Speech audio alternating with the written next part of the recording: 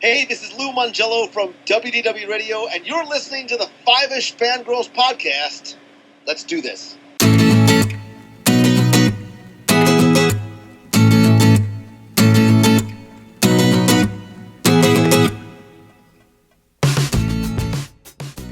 The tangents of Squid continue all the way to episode 137 of the Five-ish Fangirls podcast. Whether they have 4 paws and a tail, wings, warts, whatever, some of these pets are fandom's best friend. Welcome everyone to this week's episode of the Five-ish Fangirls podcast. So glad you could join us. Let's start off like we do every week. We'll go on the virtual table and see who's joined us this week. This is Brittany in Belvedere. This is Holly from Wisconsin. This is Mitch in Kitchener, Ontario. And this is Rachel in Indianapolis, Indiana. Hello, everyone. Hello. Hello. Hey. Chrissy was here, and she just left.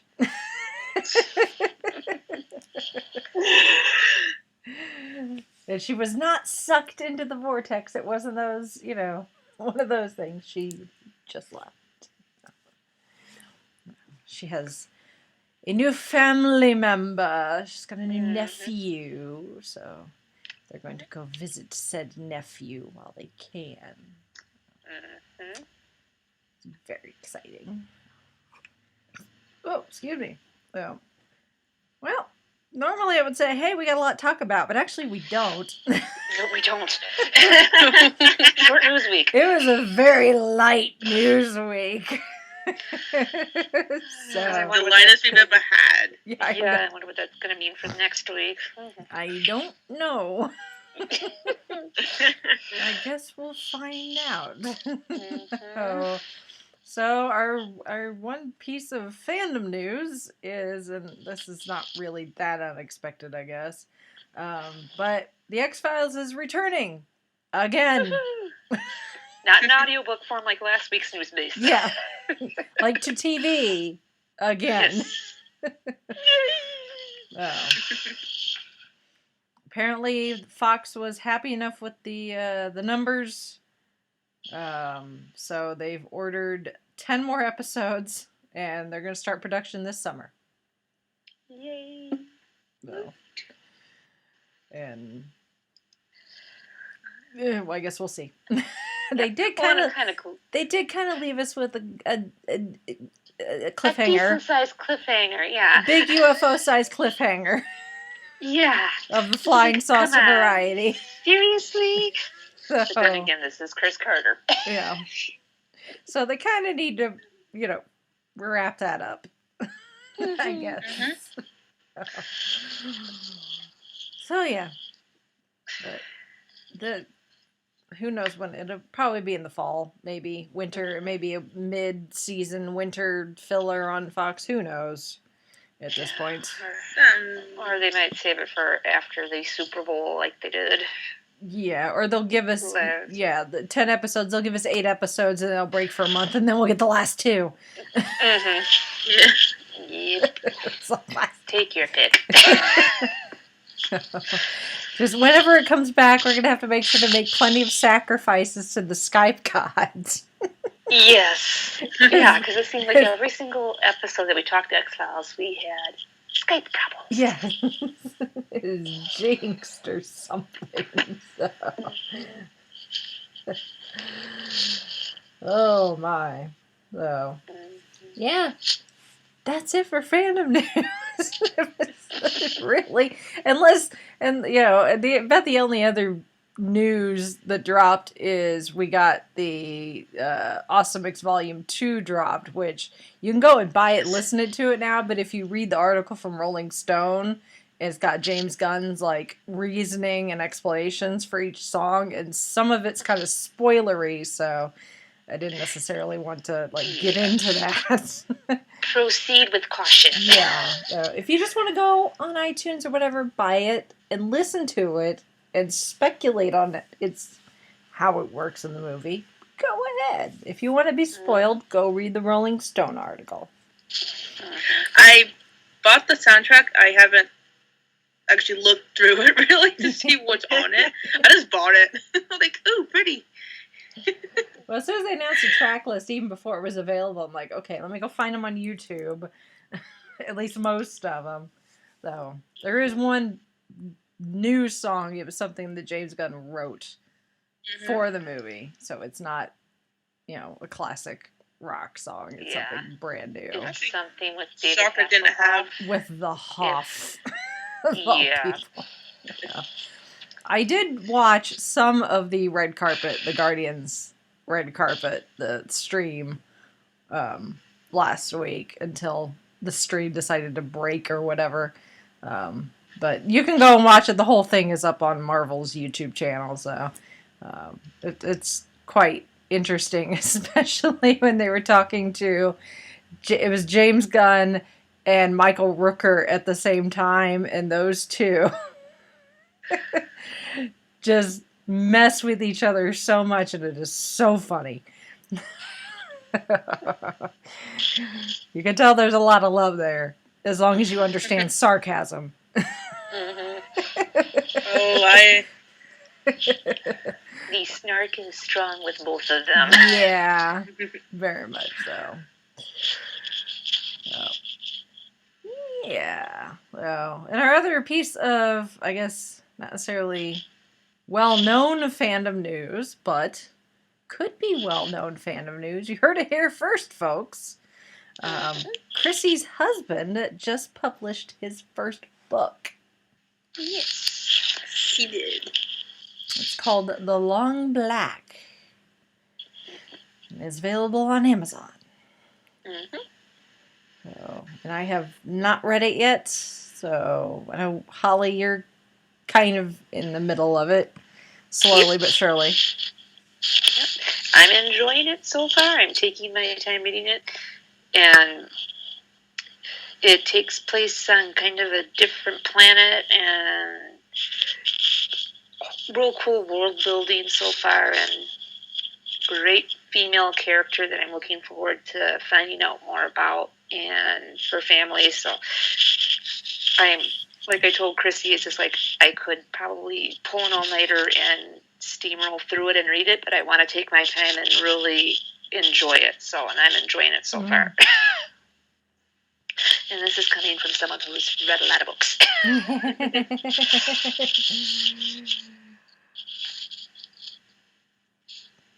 Very cool, very cool. So we'll post a link to that so people can find it. And if you do happen to read it, please go leave a review on Amazon and Goodreads.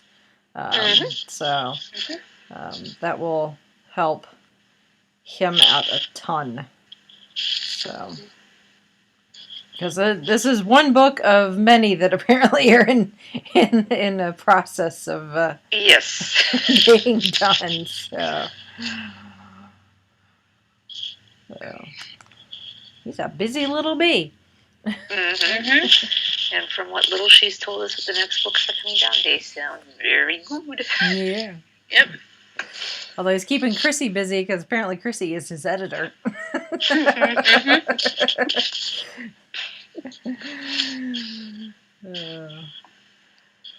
All right.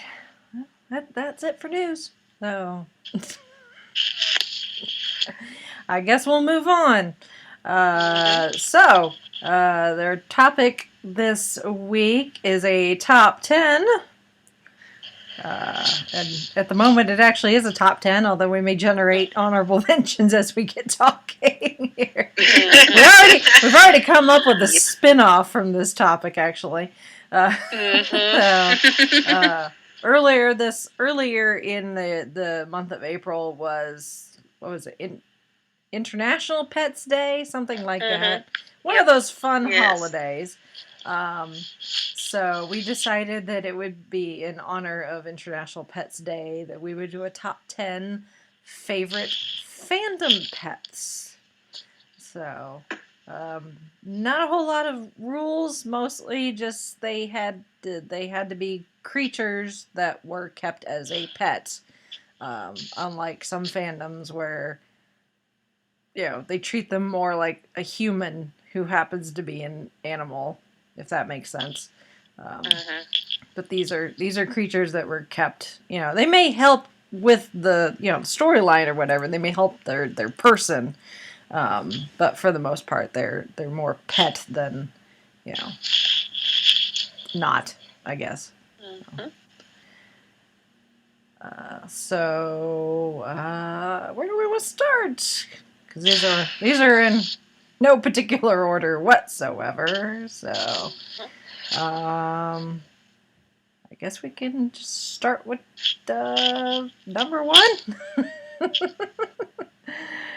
Unless someone wants to go first, who's not me. Mine just happens to be number 1 because I'm the person that writes out the notes. So I was in the Google document first.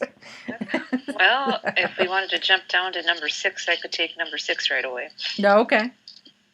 Yes, because this one I don't know anything about. Apparently, I missed these episodes. This was kind of like season 4, season 5, and the pet that I'm talking about is a yappy little Pomeranian by the name of Queequeg from the X-Files. Dana Scully's pet, who she got from Clyde Bruckman when he sadly passed in Clyde Bruckman's final repose. So she kind of traveled with him on a couple of cases, and sadly he's no longer with us. Aww. He went on a case, and let's just say case got the better of him. Yeah. But he was a feisty, protective little doggy.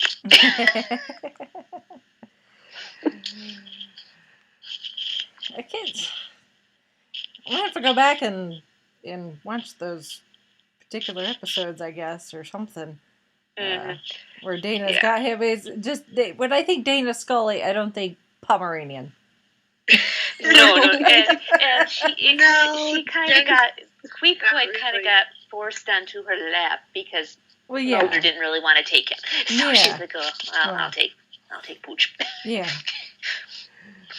And maybe that's why they did, that particular breed of dog, Yeah. She can't help but end up with this type of dog, which seems not like something she would have. So.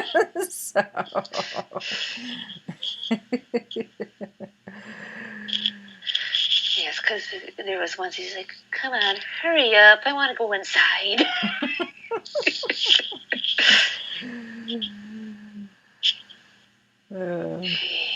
Yeah. Yeah. That's just, yeah. I don't know what kind of dog would be appropriate for Dana Scully. Not sure. I'm not sure either.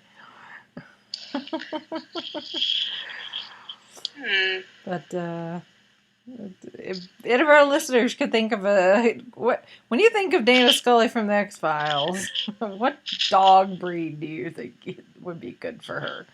Rachel, I'm surprised you didn't say Corgi. Yeah. Well, I don't even think Corgi would be appropriate, actually. I'm thinking maybe like a German Shepherd or something. True. Yeah, I was thinking along those lines. Yeah. True. Yeah. But when the German Shepherd after Mulder. Yeah. But that's kind of the way it is sometimes when you rescue an animal. It's circumstantial. It may not be the pet that you thought you'd end up with, but sometimes it's the best pet for you. I know my mom's always had German Shepherds, and we had a Corgi Husky mix when I was a kid, and we had a poodle at one point, but that was actually, we adopted my grandfather's poodle after he passed. So again, both my parents were cops, so we've always had larger dogs.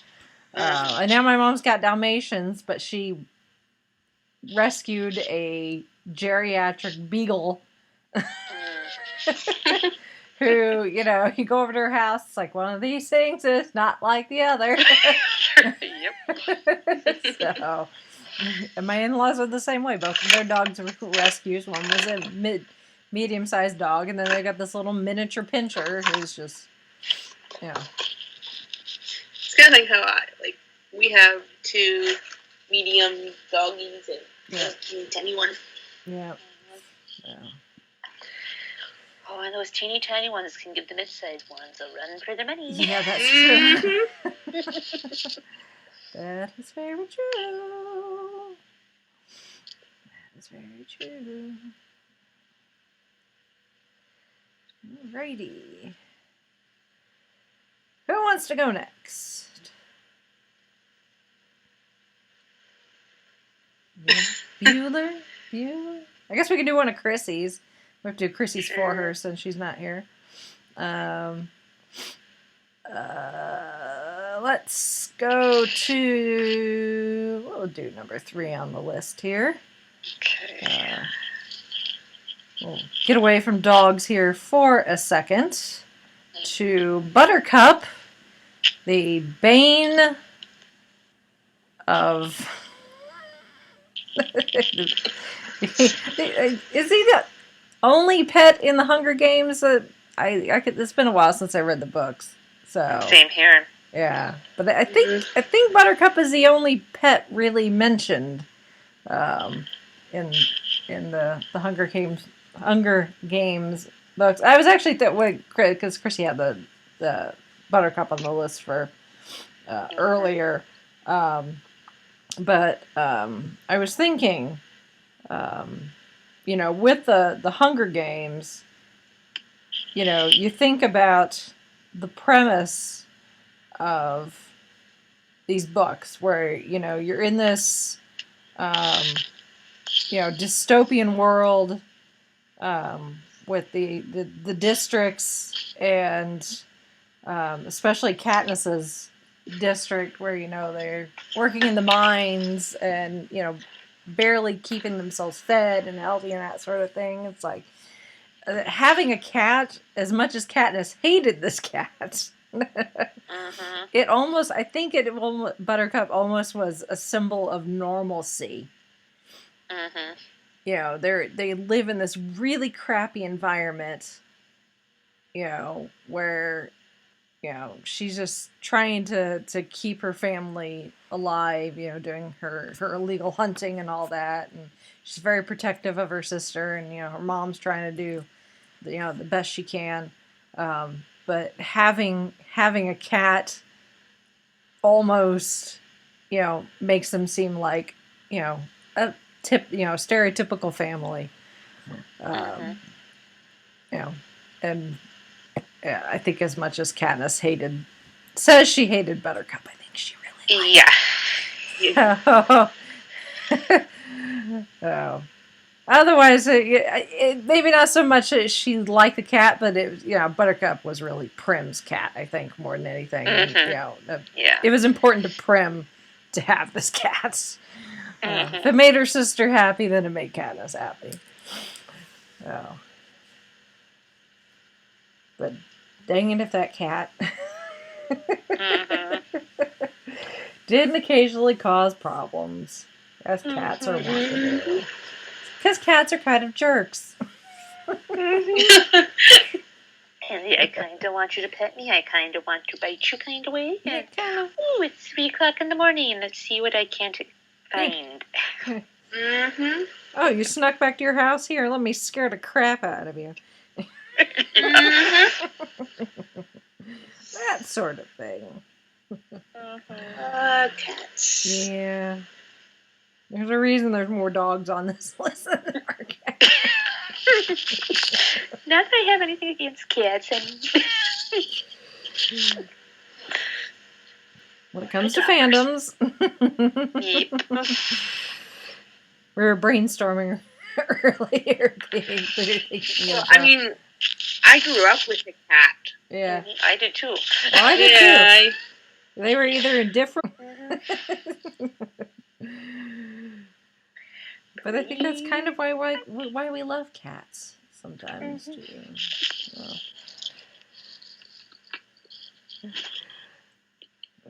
I miss my cat. I had a cat. He was a really good cat. Until he brought in dead animals through the doggy door. Then I didn't like it. Then I didn't like him so much, but... Yeah. Looky what I brought you. My cat was an indoor cat. She was terrified of outside. Not mine. He'd be peeved if we closed the doggy door. Probably what helped her live to be nearly 20 years old. Yeah. Well, mine lived to 21. So, I think that was out of pure stubbornness. That sounds like that's a cat. Yeah. I'm sure Buttercup would have been the same way. Pure stubbornness. Alright. I guess I'll do one of mine then. That was one of Chrissy's. We'll stick with the cats. We're going to talk about stubborn cats. Buttercup may have not done much. He did a little bit. But compared to Crookshanks, Hermione's cat from the Harry Potter franchise, I just finished reading Prisoner of Azkaban, so I've got Crookshanks fresh in my mind. Yes. Have you heard the theory that Crookshanks used to be the Potter's cat and that he recognized Peter Pettigrew in his animagus form, and that's why he didn't like the rat so much? I had I've not. That I like that. Yeah. Because they have there's a theory going around on Tumblr that that we know the Potter's had a cat, and that and that little, and someone I probably couldn't find the post right now. It's somewhere in the depths of Tumblr. Yeah, that's a very big hole. Theorized that Crookshanks was the Potter's cat, and that he's still around, and that's why he reacted so strongly to Scabbers, aka Peter Pettigrew. Yeah. Because he recognized him and knew what had happened. I just thought maybe it's because he wasn't a full cat, because he was half Kniezel, and I thought maybe the Kniezel breed was, somewhat magical or something. They had abilities that regular house cats didn't. And that's why he recognized Scabbers for what he truly was. Either way, as much as Ron really, really hated Crookshanks, they do have Crookshanks to thank, actually, for saving their lives. Oh, yes. So, poor Crookshanks. He got although Ron, I think, was justifiably upset when it looked like Crookshanks had eaten Scabbers. Yeah. So. Yeah, because in the Fantastic Beasts and Where to Find Them, it says the Kniezel has an uncanny ability to detect unsavory or suspicious characters and can be relied upon to guide its owner safely home if they are lost. So it could be a little column A, it could be a little column B. Column B. Who knows? I'm sure if Crookshanks was the Potter's cat, that's probably one of those. Well, I mean, he tidbits probably could tell that with the whole Kniezel thing, they could tell that about the whole unsavory character. Yeah. Maybe he could even tell that Peter Pettigrew was not to be trusted back when the Potters were alive. Yeah. True. He didn't do anything, but so then when things came around and Hermione had him, he was like, I'm not letting this happen again. Yeah. I am not letting this person ruin things again. Usually have a good read on other people that aren't their owners. Yes. Yeah. That is true. I'm growling at you and staying away from you for a reason. Yeah. Well, and with Harry Potter as a whole, J.K. Rowling never does something without a good reason. So, she could have given Hermione any cat, but it happened to be this particular cat who is half Kniezel, who apparently had been in that pet shop for a long time and nobody wanted. So, you know, like I said, that there could be more to Crookshanks that we don't know yet because J.K. Rowling likes to hold on to tidbits of information and then drop them on Pottermore, years after the fact.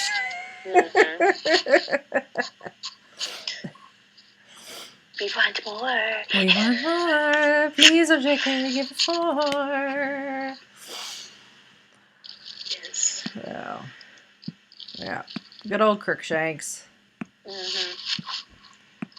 And then he was happily content after, no more Peter Pettigrew to deal with. It's like, okay, I can go back to being a lazy cat now. With his flat face and his bottle brush tail. That's always the funniest description. He's like, he looks like he ran into a wall. Looks like he ran into a brick. Yep. Kind of like a pug.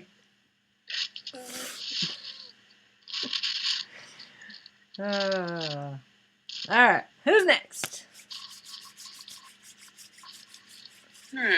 Brittany, Mitch, one of you two is next. Want to do 7? K9? Affirmative. Affirmative, master. It's a little iffy putting K9 because I know, because I mean, is he technically a pet or is he a friend? I mean, because he's metal, he's a robot, right? Yeah. True, but then he was also gifted to the 4th Doctor. So I don't know.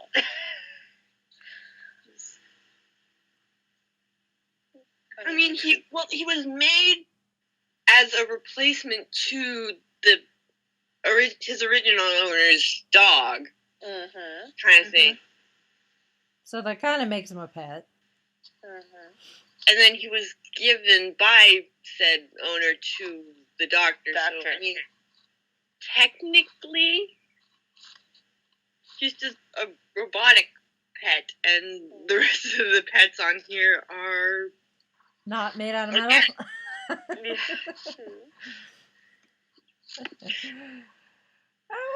Well, we didn't say they had to be flesh and blood. We just said no, we didn't. We just said they had to be pets. They had to be pets. He does so technically qualify. Yeah. So, I mean, he was definitely a friend, but I mean, you could say that about a lot of these pets. I mean, a lot of people consider their pets their friend. So, so I don't think there's anything wrong with that. The fact that he's not furry. Find the only pet on here that can talk back to his owner. Yeah.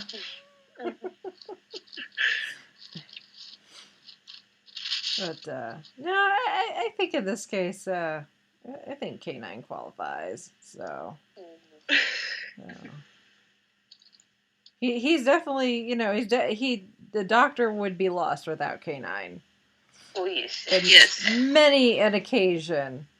And then with Sarah Jane, too. So, not just the doctor. You got to remember that K9 went to Sarah Jane. So, he was... Which kind of raises another point. Like, because there was, like, 4 or 5 different K9s. So, and they're all kind of... I mean, how does that work with the... I mean, because they are and aren't the same, are they? Well, no, that's true. But I think considering Chrissy's other entry on the list, where it's different dogs, but it's the same universe, the same similar people interact with them, so Yeah. It's kind of like the TARDIS, you know. There's different desktops. There's different, you know, slightly different colorways on the outside, but you know, she's still essentially the same thing. So I think Canine is the same way, even if there's different incarnations. Kind of like the Doctor, you know. True. So I mean, and we can probably assume that the Doctor's copied over the memories from each unit to each new one. Like, so like he copied Mark 1's memories to Mark 2, and so on. Yeah. Just so he wouldn't have to like start over with a new canine every time he built a new model. Kind of like you do with a cell phone, you know, copy over all your contacts and all the same apps. It's the same thing. I mean, of the pets on here, if I had to pick one, I would probably go with K9. You know, other than my other choice that's on here. So,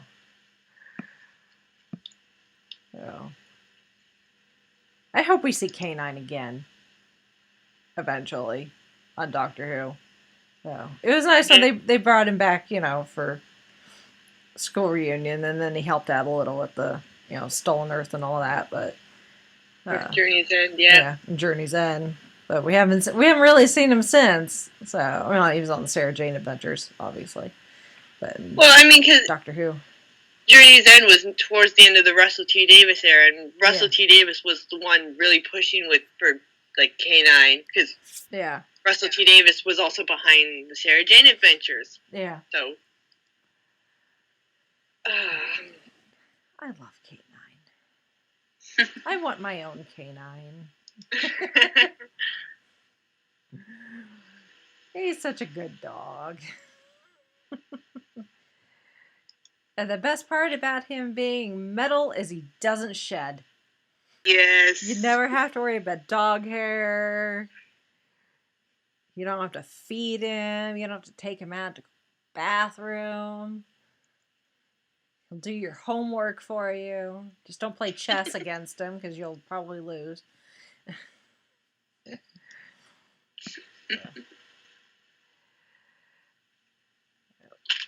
Kanan is a good pet. And I would do if anyone tried to say otherwise.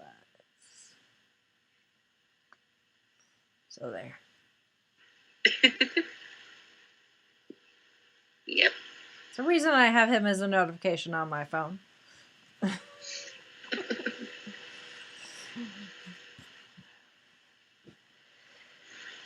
All right. Next.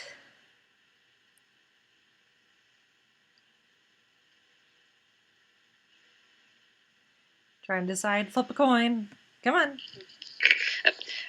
I can go next. The next one on the list is a cat by the name of Cringer from the He-Man cartoons series, and he has an alter ego by the name of Battle Cat. Cringer is everyday normal as a green and yellow striped cat who's pretty much basically afraid of his own shadow, does talk, and would just rather curl and hide under the bed.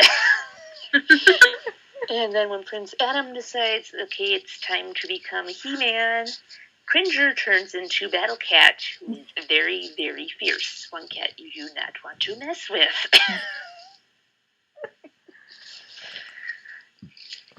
So, and sometimes Cringer's even a little afraid of when Prince Adam turns into He-Man. It's like, do I really have to turn into Battle Cat? Do we have to? And it's like, got work to do. Come on. Well, his name makes sense now. Mm-hmm. Yes. And he's been like this ever since he's been a teeny tiny kitty. But there's more to him than meets the eye. Yeah. That is... I'm not sure how much they've updated him in the remakes. My version of Cringer is based off the 80s cartoon series. So. How did I miss this? Apparently I didn't watch enough He-Man as a child. Yeah. And I mean, he's not, I mean, even in his Cringer form, I mean, it's not like he's like a house cat. He's like a tiger. No. Yeah. So... We're talking big tiger, yeah. Yeah, like big kitty. You wouldn't think he'd be scared of his own shadow, but... Yeah.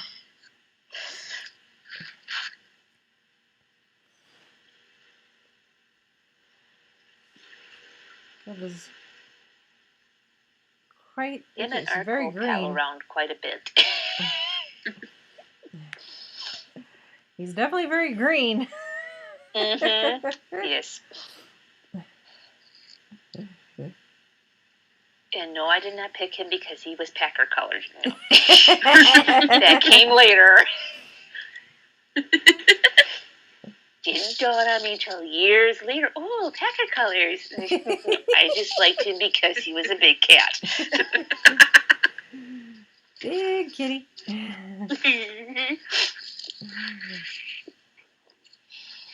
Big kitty.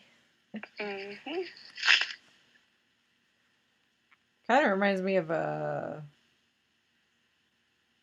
no crap. Bagheera from Aladdin. Mm-hmm. Big tiger. It was really a big old fluff ball. Mm-hmm. It's like, I'll protect you if I have to, but do I have to? Mm-hmm. Basically, pretty much, yeah, that's kind of Cringer in a nutshell. Or fish. Yeah. Any fish? I'll take the fish. Yeah. Like, is there food involved? I might be able to be enticed. Mm-hmm. Which sounds like every cat on the planet, actually. Mm-hmm. Yep. Is there food involved? Actually, sounds like me sometimes, actually. Yes. Is there food involved? I might be enticed. Mm-hmm. I like to say I'm part cat. I can be swayed by food, and I like sleeping in the sun. 20 hours at a time. Mm-hmm. Alright. Okay, well, I guess we'll do Chrissy's other choice. Or other entry, which is... It's actually multiple, because it depends on, you know, where in the series you're watching, but either Cosmo or Comet Jr. or Comet Jr. Jr. Jr. or however many juniors they're on to now. Doesn't matter whether it's a boy or girl. So junior, multiple juniors on the end. From Full House / Fuller House. So, everyone's favorite golden retriever. Golden retriever? I think he's a golden retriever. I think so, or a golden lab retriever mix is kind of hard to... Yeah, there's a lot of fur there. To say. There's a lot of fur. It's a very hairy dog. So, but, yeah, there's the dog that kind of stumbled into the Full House house and kind of took over. Yeah. And very quickly got adopted. Yeah. So, yeah. Once the Tanners and company, you know, got a dog, I think it kind of completed the family. Of course, much to Danny's chagrin, because dog hair. Yes. Especially a dog that hairy. Like, yeah. Like, of course you would end up with a lab or golden retriever or something with decently long hair that probably sheds quite a bit. Yes, where you could actually get another dog from said hair. Yeah. Like, you know, internally Danny's, twitching, like, oh. Like, okay, I'm gonna have to get another vacuum, one for every room in the house. So.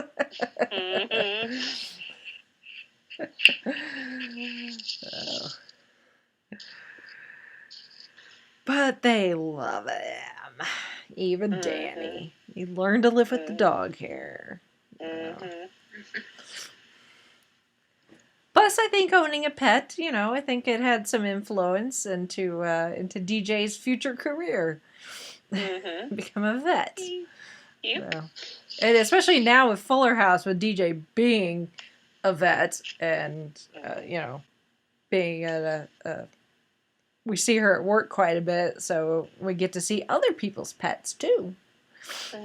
And not just dogs. Dogs, cats, fish, guinea pigs. I'm pretty sure her practice treats pretty much everything.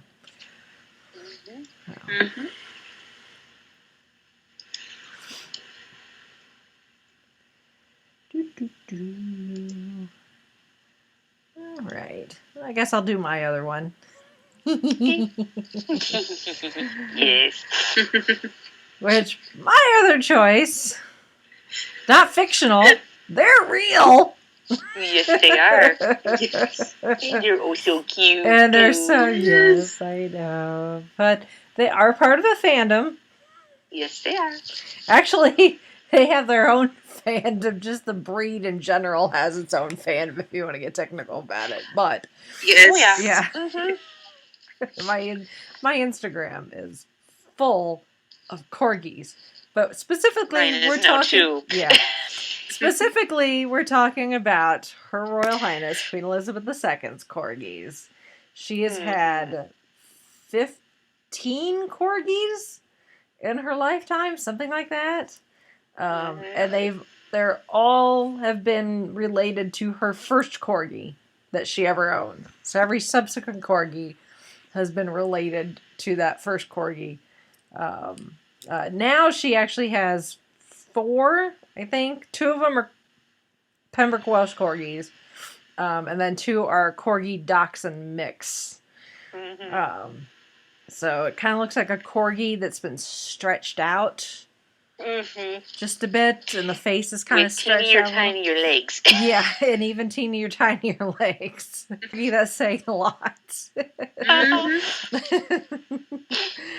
So, but yeah, the queen loves her corgis. Obviously, corgis, they're an English breed. So it's appropriate for the freaking Queen of England to have an English breed. But there's just something about the corgi as a breed in general that they're so cute. Yes. So, and no matter, there's some breeds where like the puppies are really cute and then they grow up to be, adult dogs and they're still cute, but not in that puppy kind of cute way. But corgis are adorable from puppyhood up to old age, in my opinion. So, and they're super smart. They're a herding breed, hence the short legs and no tail for most of them. There are a lot of people that have corgis and the tails don't get docked, which if you're not using your corgi to herd cattle, that's fine. But obviously the short legs allow them to run and get in between the legs of whatever it is they're herding really easily. Having no tail means it's not going to get stepped on by said animal being herded. But they're just so cute. And I want one. I want one. They even have a corgi in The Crown, in the Netflix series. When we talked about the Netflix series and talked about the royal family, like they even have the corgi. They even have a corgi, the Queen's corgi. So And hopefully there'll be more, there'll be more corgis as the crown moves on. So, as the Queen's brood, even the bit that the Queen did with Daniel Craig for the 2012 London Olympics, where him as James Bond goes to collect her from the palace, and you see the corgis. They're in the thing. Oh. But they're so cute. Yeah. Yeah. You get if you ever grabbed my phone and went to my Instagram. I mean, my Instagram, I follow several corgi related accounts, but because Instagram also allows you to save pictures from Instagram, pretty much that entire folder thing in my Instagram is nothing but corgis. Oh, they're so cute. I want one. Thankfully, Chauncey wants one too.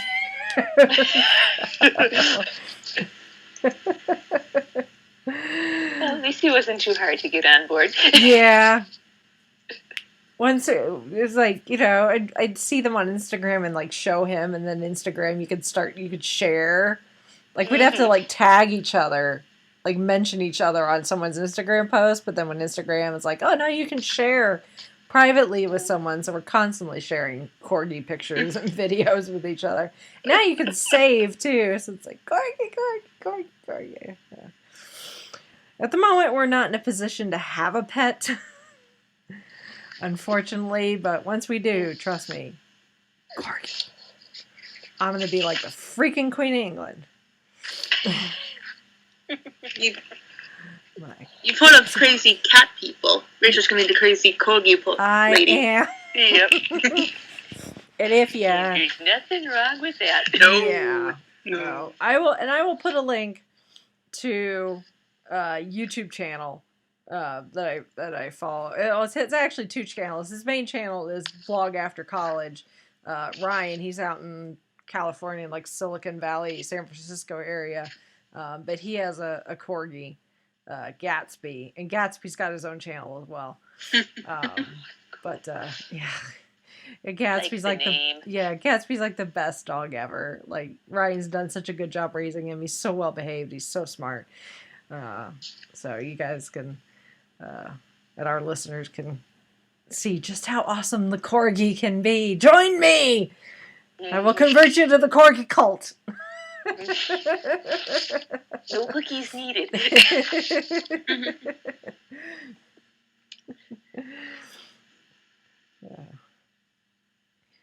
So yeah, corgis, specifically the Queen's corgi.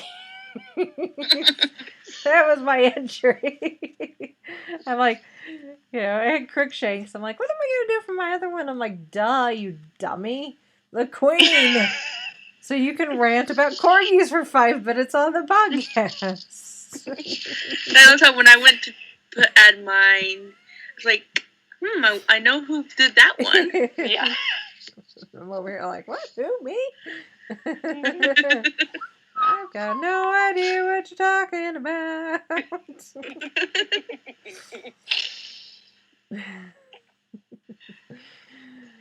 Oh my. Who's next? Otherwise, I might keep talking about corgis. Then we're not going to get into I feel like that'd be a whole podcast on itself. Yeah, I know. Rachel's favorite corgis on the internet.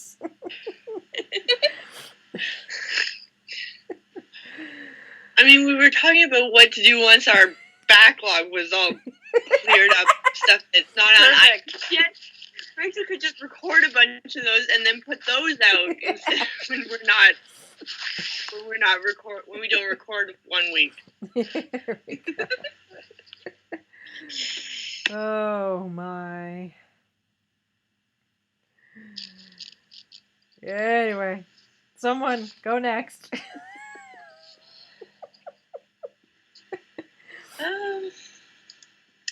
How about let's do Einstein?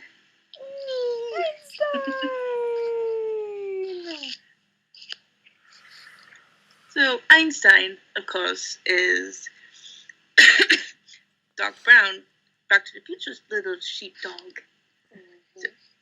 First one in the series that does the time traveling. Mm-hmm. So adorable. Good old Einstein. Mm-hmm.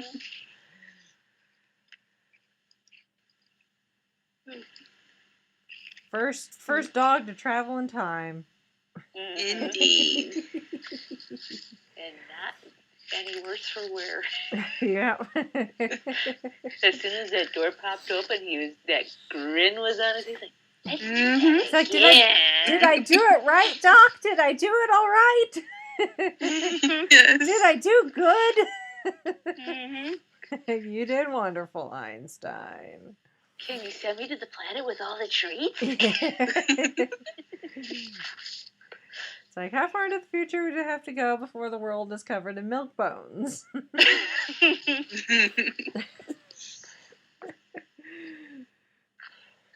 It's like, trust me, Doc, I will not complain. Go ahead, send me. Mm-hmm.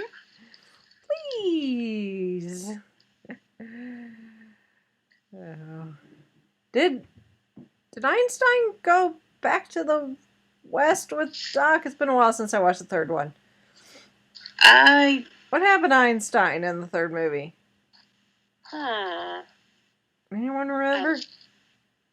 I want to say Einstein was with them on the train. Yeah, I think he picked him up, but I don't think he traveled. I don't think he traveled back to the with like. Because I think Marty might have left him at his folks' place, or maybe with Jennifer. It Yes. wasn't really too clear. I need to go back and watch their Back to the Future movie, apparently. What happened to Einstein? Oh no. Either that or quick Google search, probably. That would take care of it, too. Let me check the Google on what happened to Einstein Back to the Future 3. in Back to the Future.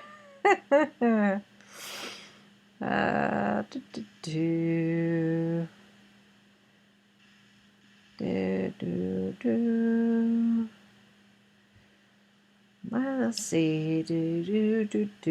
Often as a pet sheepdog. His age in 1985 was unknown, although he's fully grown and most likely middle age. Became the world's first time traveler.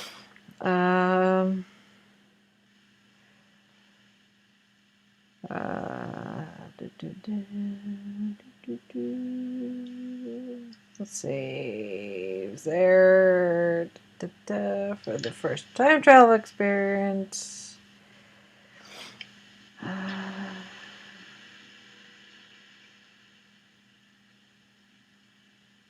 Okay, I found it a little bit later. Einstein from the altered timeline, like Jennifer, was left behind when Doc and Marty headed back to 55. Okay, sorry. Thought I had it there. No. He was put in suspended animation when Doc went back to 1985 to pick up Marty to go to 2015. Doc retrieved Einstein from the kennel. Einstein stayed with Doc and Marty. Let's see. Doc, who had spent 10 years as a light in the late 19th century, returned to 85 with wife Clara and son Jules and Vern. They picked Einstein up from Doc's lab. There we go. That's good. Yep. Although it's been 10 years since Doc saw Einstein, it's only been 10 hours for Einstein. Time travel. It works. Well, I'm sure Einstein missed him as if it had been 10 years for him, too, because Exactly. their owners being gone.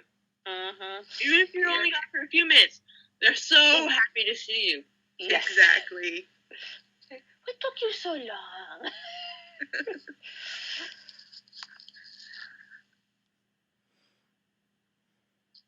Well, that's good. That makes me feel better. Yes.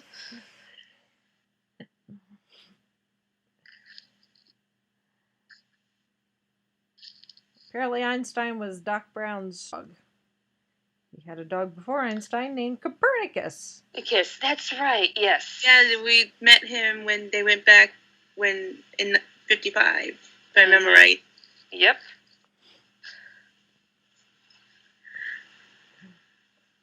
Thank you, Google.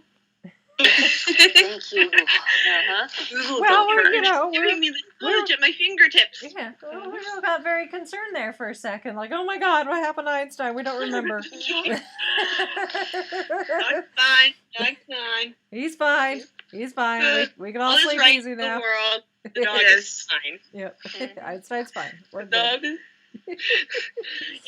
I think there's a website or something that will tell you if a dog dies in a movie. Probably. Wait. I'm sure there probably is. It's like, does the dog die? And you can go in and you can look up and see if there's a dog in a movie, and if so, does the dog die? Yeah. I see like a quote that says like, bunch of humans die. Oh well, a dog dies. No, Yeah. Not too much. not the dog. And some other animals too. You're like, ah! Yes. Oh. It's the pets that we're Yeah. We're more concerned about the Like, pets than the people. concerned about. Well, there's one on here we haven't mentioned yet. It's this particular pet's death totally did me in emotionally. So, Oh, yes. do we want to rip that Band-Aid off? Yeah, Sure. I suppose. We've only got 2 left, so Yeah, I mean, it's either rip the Band-Aid off now or it's the last that thing one we talk about. last.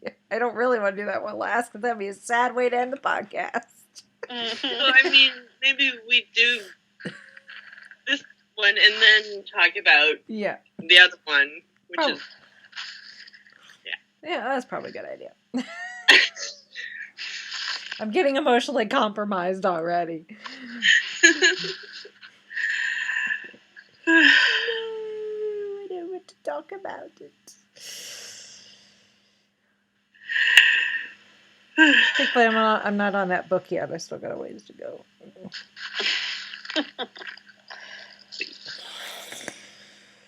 Oh, Hedwig.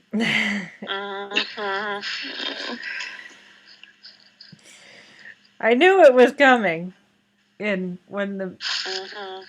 the movie came out, and it still didn't matter. I cried.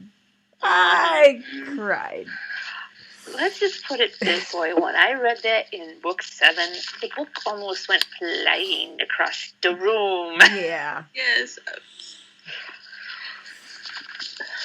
Yeah. And this is at the point when I was still kind of working retail, and I had like 5 or 6 other coworkers, and they were all Harry Potter fans. It's like, okay, which chapter have you read? Okay.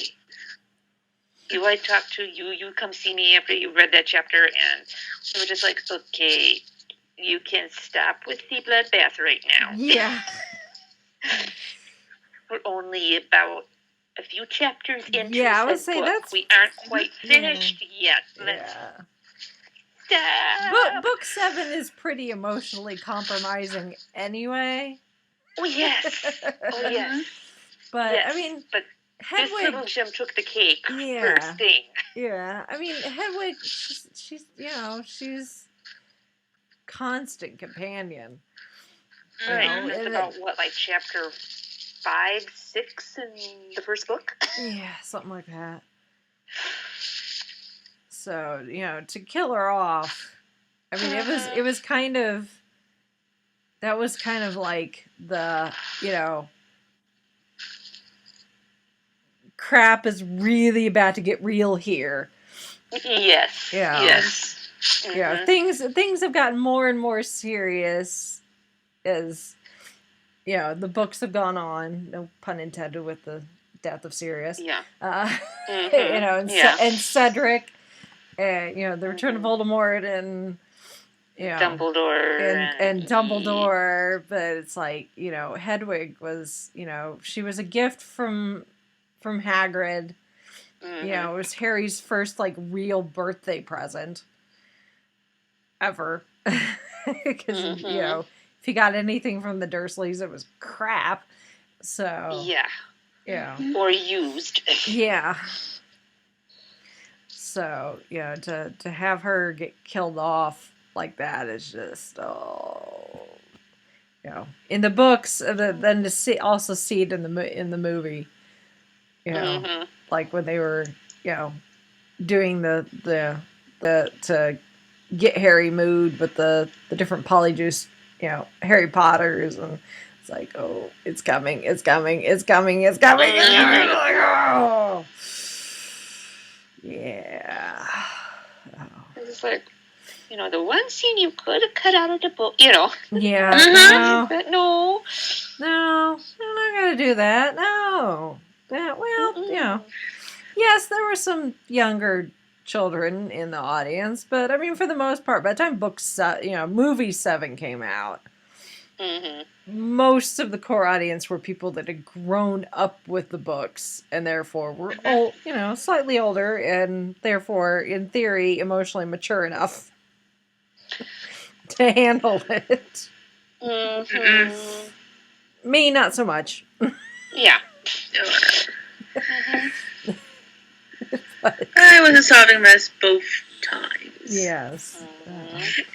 When I was reading the book, I was up in Maine on my vacation, and my cousin watched me and says, "Oh my God, what's happening? No, wait, don't tell me I want to read it." Like, you don't want to read this. Yeah. I'm telling you this right now. You don't want to read this. Yeah. You want to skip this portion. You can skip it, read what you read. Yeah.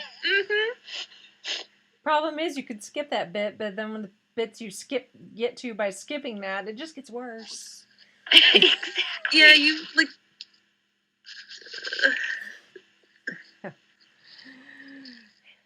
Oh, J.K. Rowling, what you've done to us emotionally. I'm sure there's some people like, it's just an owl. Like, no, it's not just an owl. It's not just an owl. No. She was a good owl. She was a good friend. She very, very tolerant, you know, considering, you know, with the Dursleys, having to live with Harry with the Dursleys, and, you know. Yeah, being cooped up in the cage until Harry could sneak her out. Yeah. So. And putting up with Crookshanks. Yeah. And Scabbers. Yeah. And Pigwidgeon. Yeah. Yeah.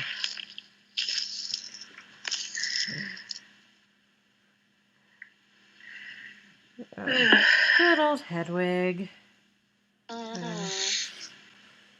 I'm sure Harry probably got another owl eventually, but it was probably a while before he could bring himself to get another owl. Yeah. So, just the owls in general in the Harry Potter universe, you know, breeds and the sizes, and they all have personalities. You know, it's like in like the post office and, you know, Hogsmeade, where they've got, you know, little ones for short, fast trips, and then, you know, big ones that can go like international. And they always seem to be able to find where they need to go to deliver, you know, whatever it is that they need to deliver. So it's a very, very cool thing J.K. Rowling did with bringing owls into the. Take that, homing pigeons. Exactly. I'll see you're a homing pigeon. Yep. I see you an owl. Yep. Exactly. All right. I think we're on our last one. Yeah.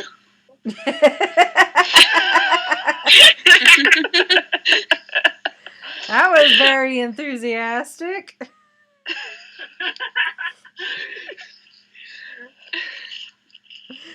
Poor Mr. Muggles.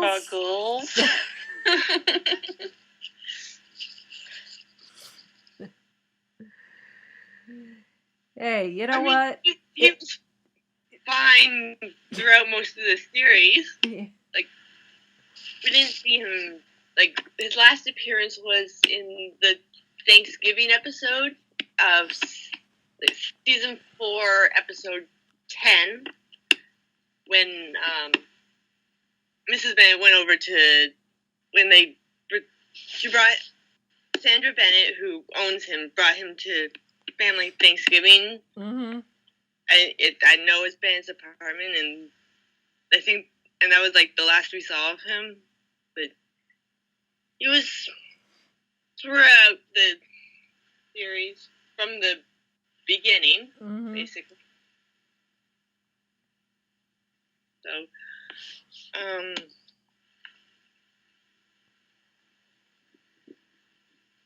so he was owned by Sandra Bennett, who actually, in her professional life, bred show dogs. But she had Mr. Muggles as a pet. Mm-hmm. So,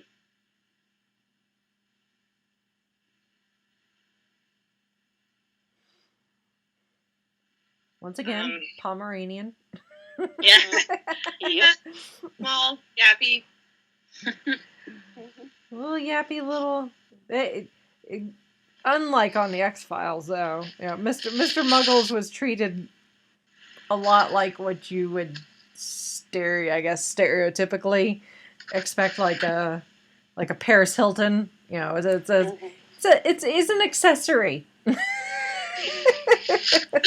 A pampered pooch. Well, I mean, at one point, pooch. Sandra Bennett decides like, she's going to carry him to the car because the sprinklers were on the night before, and she didn't want him to get his paws wet. Yeah.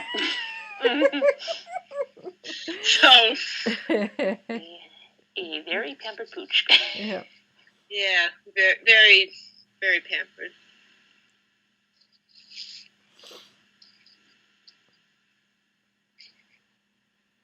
So, does anyone else have anything they want to say about Mr. Muggles?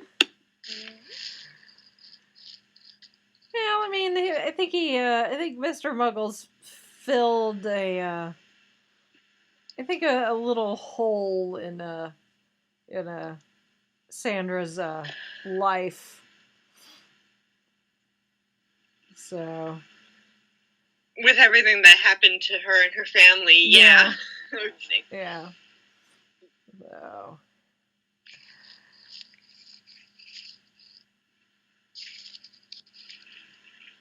Which, sometimes on some of these shows, that's what the pet needs to do is Be there for their it owners. needs to be there for their owners, even if they don't, not everyone can be canine. Or Hedwig. So, but there's nothing wrong with that. Mr. Muggles, he had his purpose on Heroes, and we've got to commend him for that. Yeah, and it's frequently and it's occasionally Sandra mentions that he won some, he was a show dog. I think. Yeah. We never saw him participating in any shows, but because that wasn't the point of Heroes. Yeah. That would have made it a completely different show.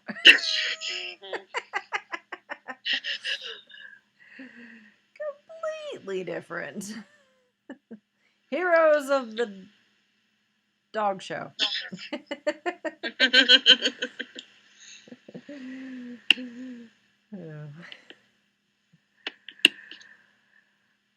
Well, that's our top 10. It's actually harder than it sounds, especially when you think of, and pets that were actually kept as pets. Mm-hmm. Like I almost put Salem from Sabrina the Teenage Witch. Teenage Witch. Mm-hmm. It's like, yeah, they kept him as a pet, but that was the cover for having Salem there. He was a person. Mm-hmm. Who just happened to be bewitched to be a cat. So it's like, no. No. It's like, I don't know if that really counts, because that was just more their story for having a cat in the house. It's like, oh yeah, this is our pet cat. That's like, no, he's a human being. He's a family member.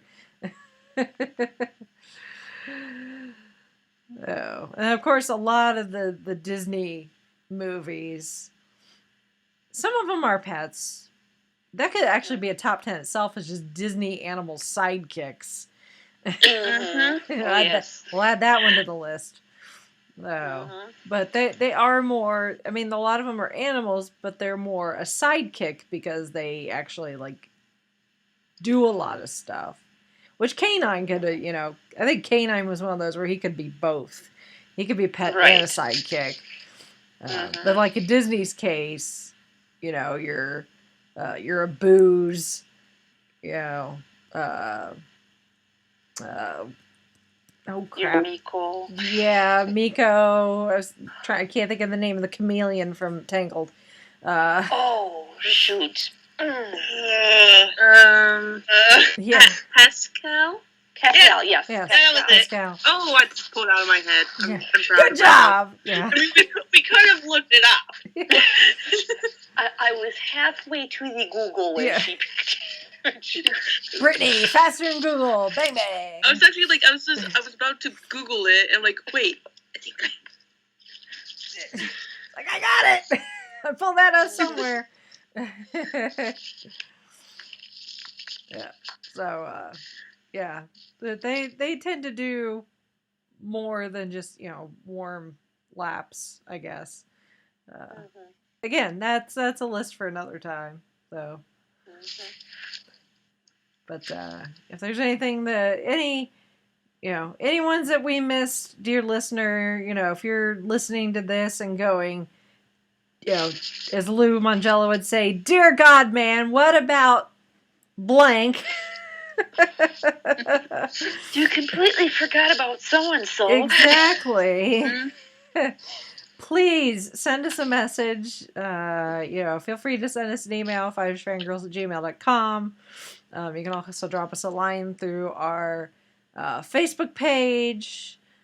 Feel free to comment on our YouTube channel. Or go to our website, the Five-ish Fangirls podcast. I forgot our website URL. I'm tired. Links are always in the description in iTunes. If you're listening to this on iTunes, go to the little info box for this episode. Links are always in there. But yeah, you can always send us a message over pretty much every carrier pigeon. I don't know how a carrier pigeon would get it to us, but you have to pick one of us to send the carrier pigeon to, I guess. Unless you can get an owl from Harry Potter, in that case, it'll figure it out.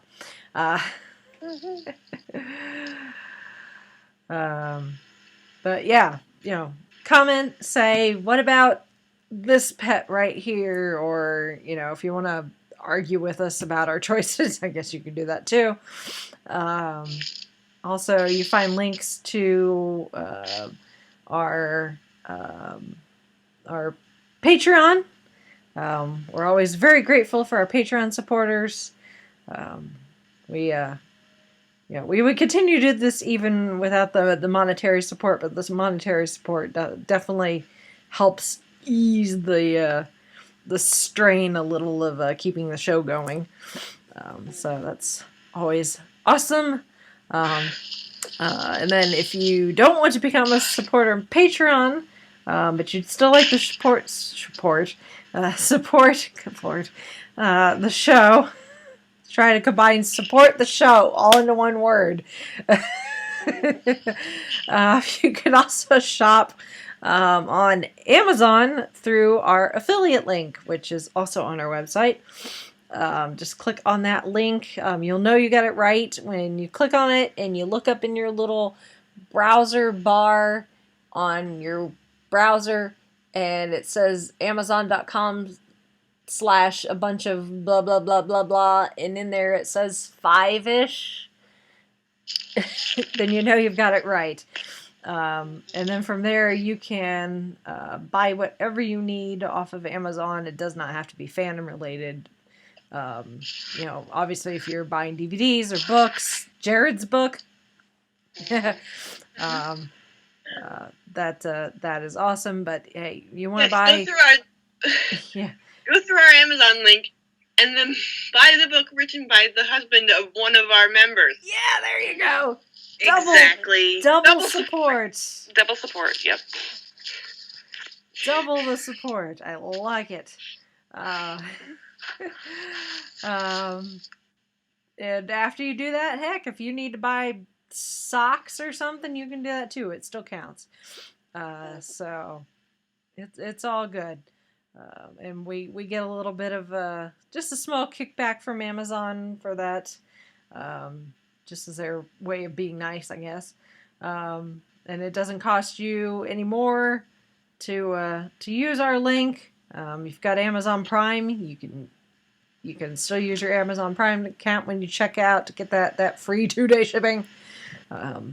It still works. So thank you for that. So,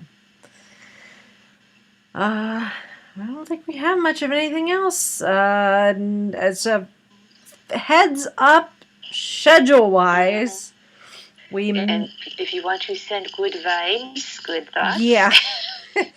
We may or may not have a new show for you next week.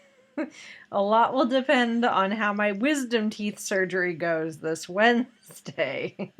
So, I am having all 4 wisdom teeth removed at once, and I am not happy about it at all. But it is a necessary evil, unfortunately. They came in later in life, which is why I'm having it done now at age 30. Blah, blah, blah.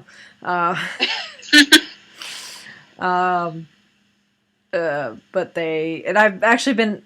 I was told I should think about having them taken out several years ago, but they weren't bothering me, so we've been holding it off just because I have really severe dental anxiety, and the reasoning behind that I will not get into it on the show because I don't think anyone wants to hear it about my traumatic experience as a youngster. But they weren't bothering me, so we figured we'll just wait. And then they started bothering me, so I'm like, okay, I guess I'm going to have this done now. So I'm having that done Wednesday. From whatever days, at the very least, I can be, up and about-ish, but a lot of it will depend on the swelling and the bleeding, how soon that goes down and disappears, and how soon I'll be able to talk. So, we will keep you guys posted. We'll post on probably Facebook and probably Twitter and Instagram. If the show doesn't happen, just be prepared for an archive show next week, and then we'll be back in early May for Guardians of the Galaxy Volume 2. We are Groot. We are Groot. So, lots of exciting things coming up with summer quickly approaching. So, lots of great movies and, TV shows are still happening on Once Upon a Time here. So. And musical, to boot. Which will be a nice happy-go-lucky time considering Agents of S.H.I.E.L.D., again, emotionally compromised. But we will we'll get to that when we... tomorrow. Yeah. We'll talk about that when we discuss the rest of the season here when the season ends. But we do have Baby Groot to look forward to from Marvel. Yes. So. Baby Groot and another Stan Lee cameo. So. Yes. So we will have that for you guys in a couple of weeks. All right.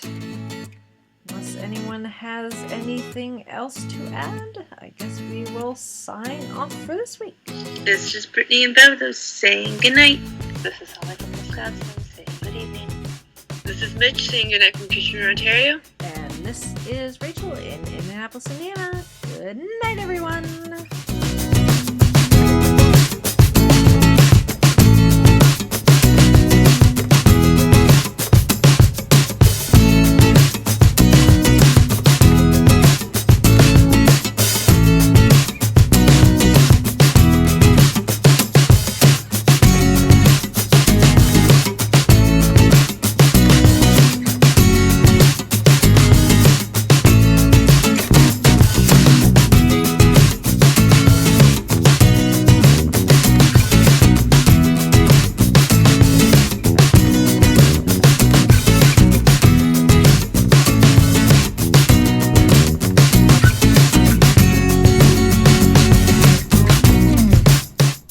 You have been listening to the Five-ish Fangirls podcast.